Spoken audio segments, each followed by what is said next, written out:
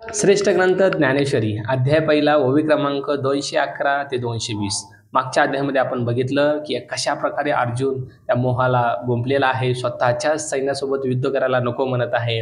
आणि आता बघूया आपण नेक्स्ट पुढल्या अध्यायामध्ये एक्झॅक्टली होतंय काय, ज्ञानेश्वर महाराज आपल्याला सांगत काय आहेत आणि अर्जुन आणि श्रीकृष्णामध्ये होणारा संवाद या ठिकाणी आपण बघतोय. बघूया होतंय काय. या सकळा ते वधावे मग हे भोग भोगावे ते जळोत आघवे पार्थू म्हणे. आणि या ठिकाणी अर्जुन म्हणत आहे या सर्वांना मारून जे भोग भोगायचे आहेत त्या सगळ्यांना आग लागो. तेने सुखे विन होईल तैसे भल तसे साहिजेल वरी जीवतही वेंचिजेल याची लागी. त्या भोगापासून मिळणाऱ्या सुखाच्या अभावी जो प्रसंग येऊन पडेल तो वाटेल तसा बिकट असला तरी सहन करता येईल. इतकेच काय, यांच्याकरता आमचे प्राण खर्च पडले तरी सुद्धा चालतील. परी यासी घातुकीजे मग आपण राज्य सुख भोगीजे हे स्वप्नीही मन माझे करू न शके. पण यांचे प्राण घ्यावे आणि आपण राज्य भोगावं ही गोष्ट माझ्या मनात नाही तर माझ्या स्वप्नात देखील मी सहन नाही करू शकणार असं अर्जुन म्हणत आहे. तरी आम्ही का जन्मावे कवना लागी जियावे जरी वडिला या चित्तावे विरुद्ध म्हणे. जर या वडील माणसाचे अहित मनाने चिंतायचे तर आम्ही जन्माला येऊन आमचा उपयोगच काय आहे व आम्ही जगावे तरी कोणासाठी, या अर्जुनाचं म्हणणं आहे.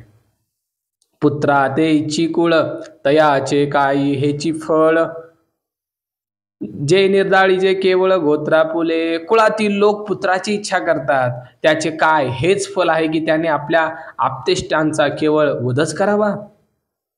हे मनीची केवी धरीजे आपण वज्राचे या होईजे वरी घडे तरी कीजे भले इया.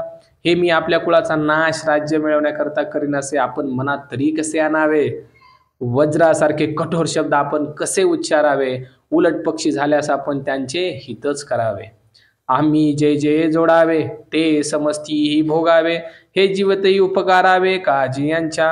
आम्ही जे जे मिळवावे ते या सर्वांनी वास्तविक भोगायचे आहे. यांच्या कामाकरता आम्ही आपले प्राणही खर्चावायचे आहेत.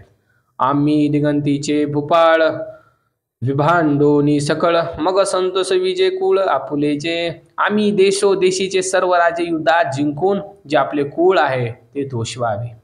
तेची हे समस्त परी कैसे कर्म विपरीत जे झाले असती उद्यत झुंजावया. तेच हे आमचे सर्व कुळ पण कर्म कसे विपरीत आहे पहा. ते सर्व आपापसात लढायला तयार झाले आहेत. अंतोरिया कुमरे सांडोनी भांडारे शस्त्राग्री जिवारे आरोपुनी. बायका मुले आपली खजिने ही सर्व सोडून व तलवारीच्या धारेवर आपले प्राण ठेवून जे लढाईस तयार झाले आहेत. आणि या ठिकाणी सुंदर असं युद्ध सुरू आहे आणि ज्ञानेश्वर महाराज या ठिकाणी आपल्याला प्रत्येक ओळीमधून सुंदर असा या ठिकाणी भावार्थ आपल्याला त्या ठिकाणी देत आहेत. बघू आपण पुढच्या ओव्या पुढल्या व्हिडिओमध्ये.